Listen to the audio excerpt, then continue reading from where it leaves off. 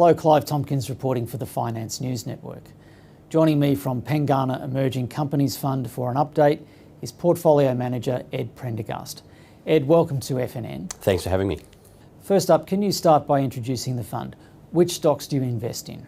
We invest in industrial small cap stocks. By definition, that's companies outside the top 50, down to a market cap of about 30 or 40 million. Thanks, Ed. And which stocks do you exclude?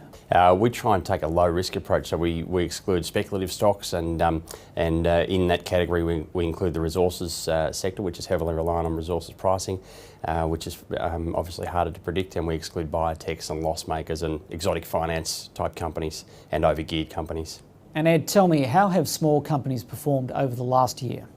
Small ordinaries, which captures the entire sector that we look at, is down about 4% over the year.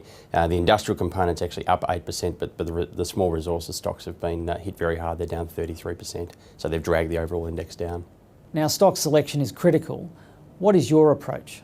That's right. Well, so we've got about 800 companies we can invest in, and we're trying to choose the best 50 or 60. Really, our approach is looking for the lowest risk revenue streams.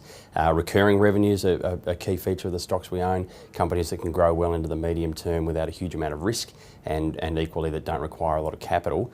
The starting point for our investment is always the quality, our assessment of the quality of management, and therefore we won't invest in a company where we haven't met the CEO and or CFO, and more often than not, quite a number of times. And Ed, can you give us a recent example where you initiated a position based on this approach? Sure. A smallish position in our fund is a group called Capital Health, which we bought into when it was capped at about $40 million, trading at 13 cents. It's a radiology business based in Victoria, and is based on acquiring small radiology businesses at the right price and integrating them and growing them.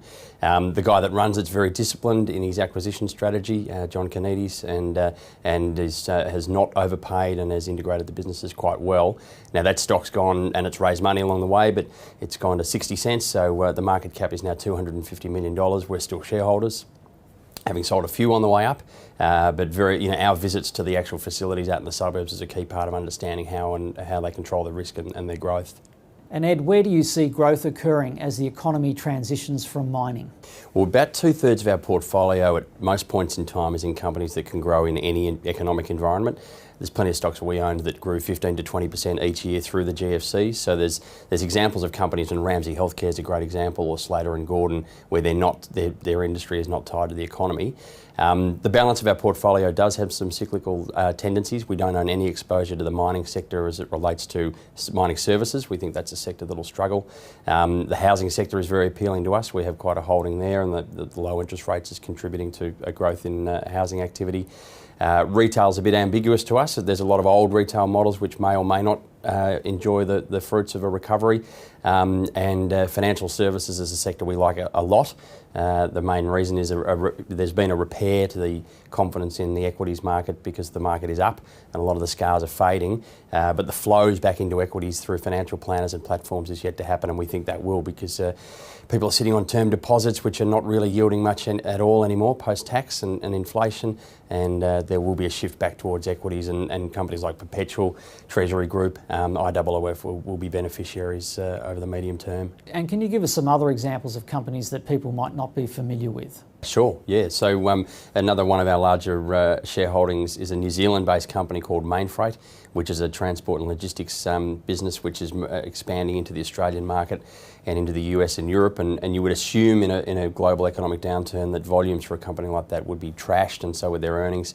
But they've been able to consistently grow because they're growing market share from a low base, and they're in relatively less volatile areas of the market. They cut fast-moving consumable goods primarily, which are not as volatile as other products. And it's very cleverly run business. They smartly acquire and have a very strong sense of discipline about their growth. And Ed, how's the fund performed over the last 12 months? Over the last quarter, we're up about 5% after all fees, and the market's up about 4%. So it's been a pretty dramatic bounce in the last 6 weeks, which we've captured, thankfully. And over the last 12 months, the fund's up 16%, and the market's up about, as I mentioned before, up about 8% in the industrials and down 4% overall because the mining stocks have underperformed.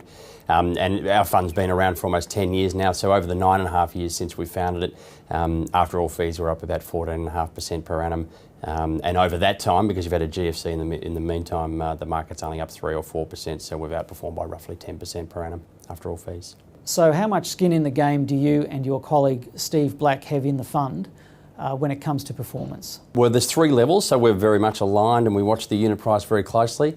The primary one is that we're unit holders, so when we started the fund, I personally put as much as I could in and most of my super in it, and have never taken any units out. I've only ever topped up, so it's a big investment for me in the fund.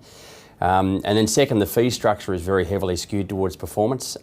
So our fees are quite, and we've kept the fund low for this reason. Our fees are, it's a low base fee with a performance fee kicker. So when the unit holders enjoy a good year, so do we. And Steve and I are shareholders in the company that runs the fund, so we get a profit share. So rest assured, and we've shut the fund to new money primarily, and our incentive now is very strongly based on performance, not just growing the size of the fund, which is a problem for some other funds.